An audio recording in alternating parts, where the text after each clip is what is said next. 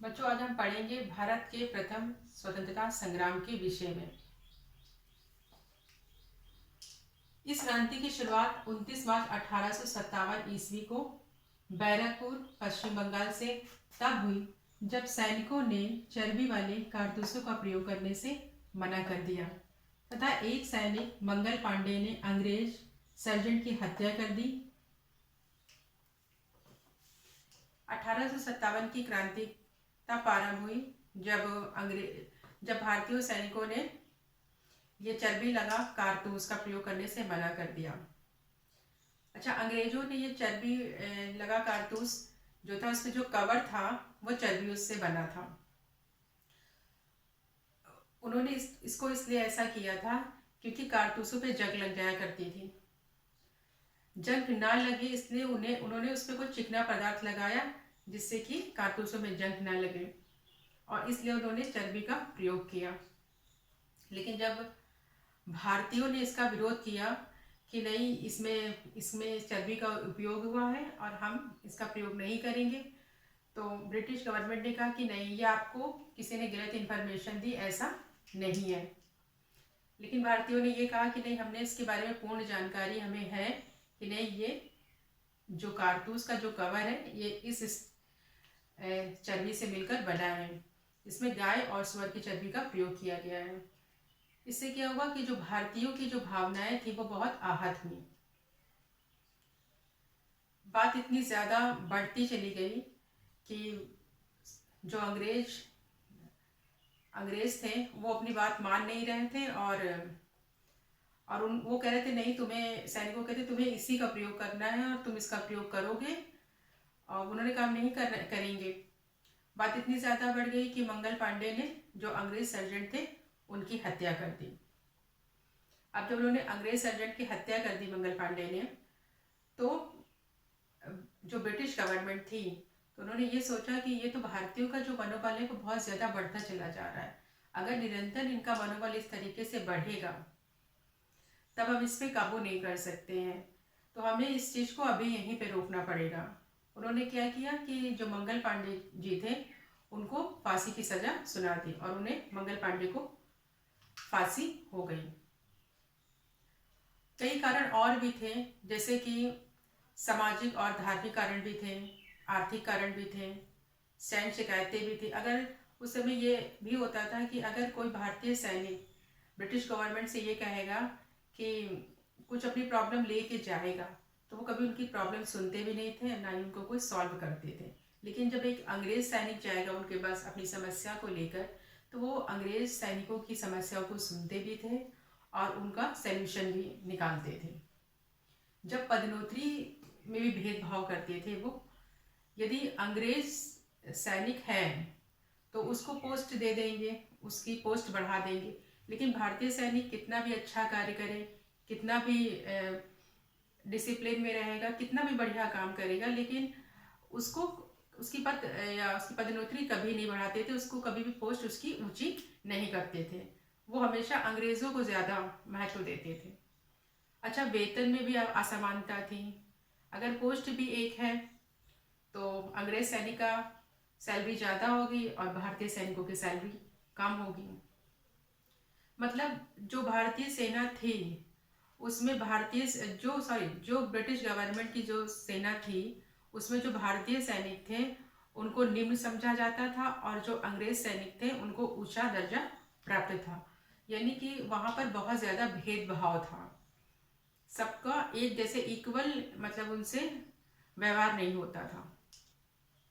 तो वो इस बात से भी इनकार कर रहे थे कि नहीं, ये ऐसा नहीं, आपको इसी कारतूस का प्रयोग करना पड़ेगा। और बात इतनी ज़्यादा बढ़ी कि मंगल पांडे ने अंग्रेज जो सर्जेंट थे उनकी हत्या कर दी, और मंगल पांडे को फांसी की सज़ा सुना दी गई, और मंगल पांडे जी को फांसी हो गई। 10 मई 1857 में मेरठ छावनी में अंग्रेजों के विरुद्ध विद्रोह हुआ। 10 मई को, मतलब कि अंग्रेजों के विरुद्ध विद्रोह कब स्टार्ट हुआ, तो आप लिखेंगे 10 मई 1857 में मेरठ छावनी में स्टार्ट हुआ।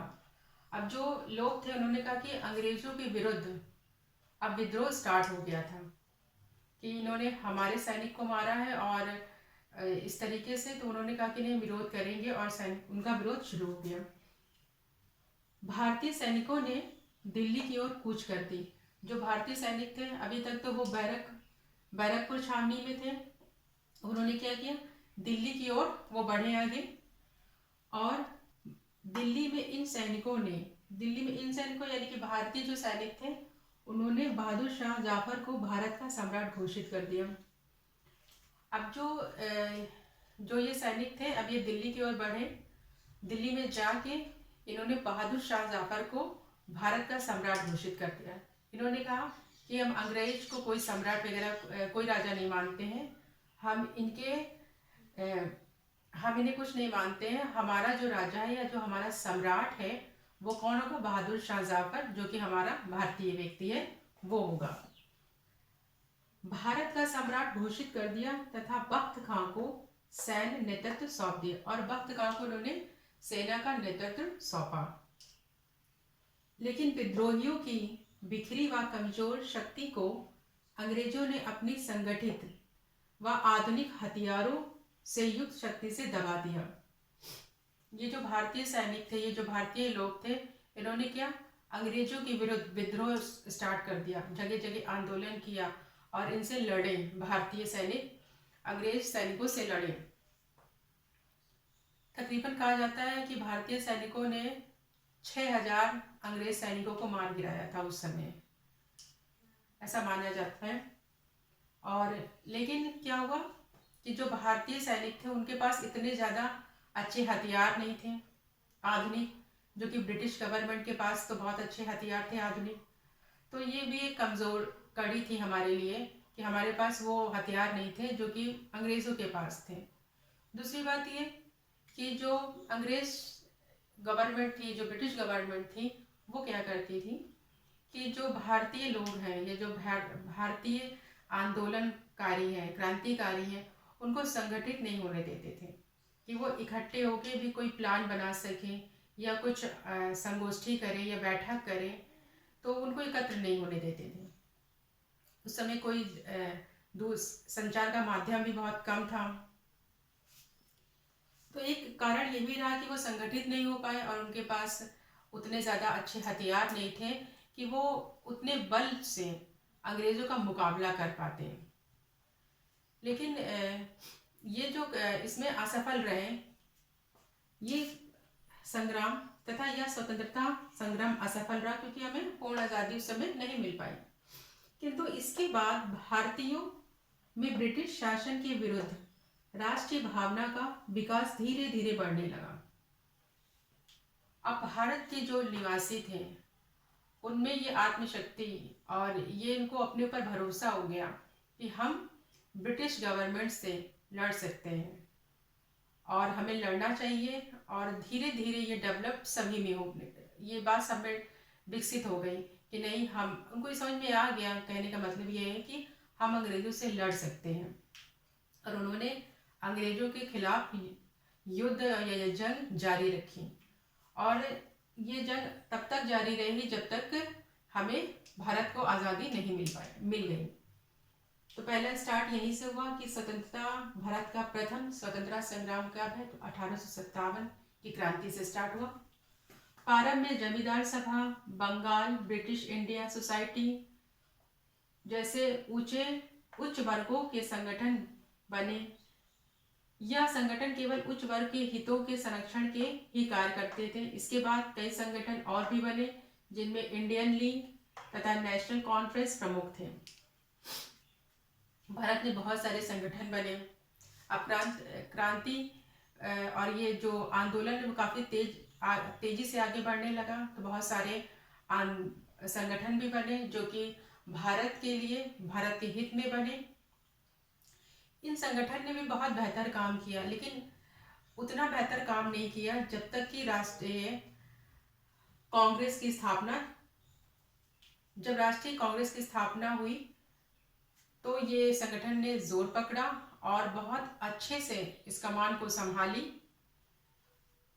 ठीक है, और इसमें इन संगठनों में काफ़ी राजे रजवाड़े और मुस्लिम और हिंदू सब लोग मिल के इन्होंने क्या किया, देश की आज़ादी के लिए ये सब लड़े। जैसे देखिए इसमें रानी लक्ष्मीबाई, बेगम हजरत महल, खान बहादुर खां, कुंवर सिंह, बहादुर शाह जाफर और बख्त खां इत्यादि थे। तो ये तो रहा कि 1857 की क्रांति कैसे स्टार्ट हुई।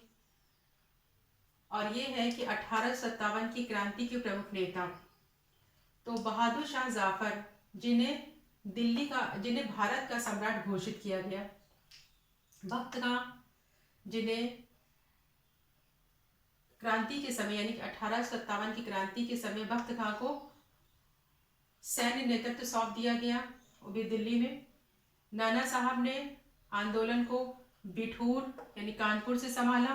तात्या टोपे ने कानपुर और ग्वालियर को, रानी लक्ष्मीबाई ने झांसी और ग्वालियर को संभाला उस समय, बेगम हजरत महल ने लखनऊ, खान बहादुर खान ने रोहेलखंड से, कुंवर सिंह ने बिहार से। तो ये जो 1857 की क्रांति के प्रमुख नेता हैं जिन्होंने बढ़ चढ़कर क्रांति में हिस्सा लिया और आंदोलन को और क्रांति पर काम किया इन्होंने उस समय स्वतंत्रता संग्राम पर। एग्जाम में ये टॉपिक जो है ये बहुत महत्वपूर्ण टॉपिक है और इसे आप बहुत अच्छे से पढ़िएगा।